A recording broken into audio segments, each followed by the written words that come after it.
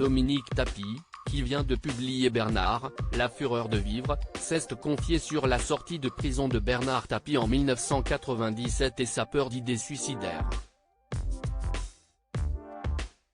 Après 1 an et demi de deuil, Dominique Tapie sort petit à petit de son silence pour évoquer sa vie digne d'un roman aux côtés de l'homme d'affaires Bernard Tapie. Dans Bernard, la fureur de vivre, un livre publié ce 22 mars, elle se livre à un témoignage précis mais néanmoins pudique, un peu plus d'1 an après le décès de son mari en octobre 2021 des suites d'un cancer. Alors qu'elle a accordé un rare entretien télévisé au magazine 7 à 8 sur TF1 ce dimanche au cours duquel elle a raconté les derniers instants de vie de son mari, lors desquels Bernard Tapie espérait mourir aux côtés de sa femme et les moments de leur vie commune de 51 ans où elle avait songé à divorcer, à l'occasion de grands classes notamment, Dominique Tapie s'est également prêté à une interview exclusive pour le magazine Point de Vue ce 22 mars.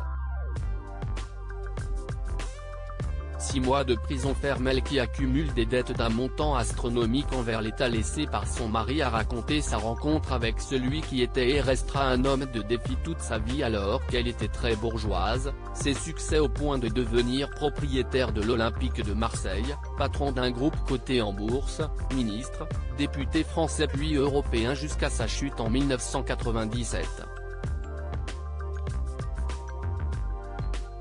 C'est cette année-là qu'il est emprisonné pendant près de 6 mois pour l'affaire VAOM dans laquelle les joueurs de Valenciennes l'équipe adverse à celle de Bernard Tapie, avaient déclaré avoir été invités, en 1993, à lever le pied contre une somme d'argent, pour permettre à l'homme de gagner le match du championnat de première division. Jugé en 1995, Bernard Tapie est alors le premier protagoniste en France à purger une peine de prison ferme pour une affaire de corruption dans le football. J'ai craint qu'il n'atteigne à ces jours une période difficile pour l'homme démoli sur laquelle est revenu Dominique Tapie dans le magazine ce mercredi, je n'aille pas d'autres mots pour évoquer la prison qui fut l'un des pires moments de la vie de Bernard et de notre famille, dont le nom a été sali.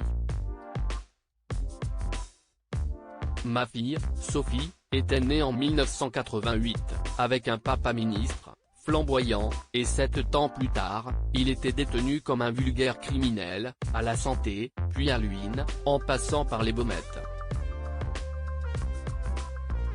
Tout cela pour un match de football. Isolé, à terre, il suffoquait entre les murs de sa cellule, reniflant l'air sous la porte, comme un animal. A-t-on le droit d'imposer cela à un homme ? A interrogé la femme de 72 ans qui a alors expliqué les conséquences de cette incarcération une fois Bernard Tapie rentré chez lui. De retour à la maison, il était si mal que j'ai craint qu'il n'atteigne à ses jours.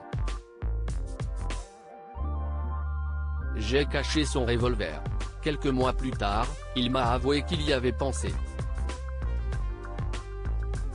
À lire aussi On y va tous les deux, Dominique Tapie raconte comment son mari Bernard voulait qu'elle meure avec lui.